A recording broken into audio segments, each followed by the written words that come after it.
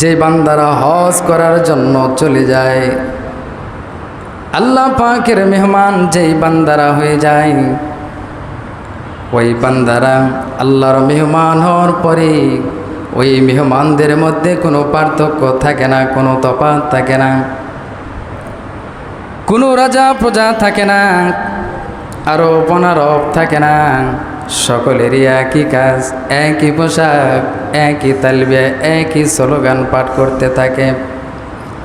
লাব্বাইকা আল্লাহুম্মা লাব্বাইকা লাব্বাইকা লা শারীকা লাকা লাব্বাইক ইন্নাল হামদা ওয়ান নি'মাতা লাকা ওয়াল মুলক লা শারীকা লাক। জোরে বলি আল্লাহু আকবার।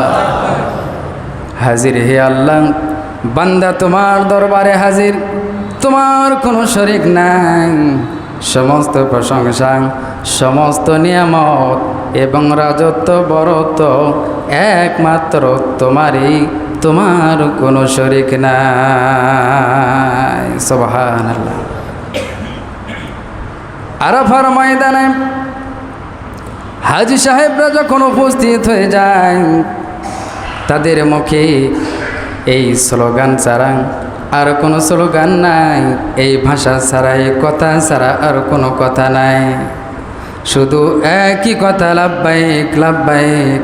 ওই হাজী সাহেবরা আরাফার ময়দানে উপস্থিত হয়ে যে শুধু লাব্বাইক লাব্বাইক বলতে থাকে।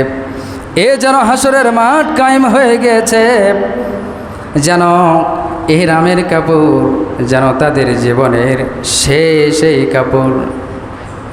আর কাফনের কাপড় পরিহিত অবস্থায় যেন সে আল্লাহর ধ্যানে বিভোর হয়েছে। দুনিয়ার কোনো কথা খেয়াল থাকে না, ধন সম্পদের কথা, টাকা পয়সা, বেবি বাচ্চা, কারো কথা খেয়াল থাকে না।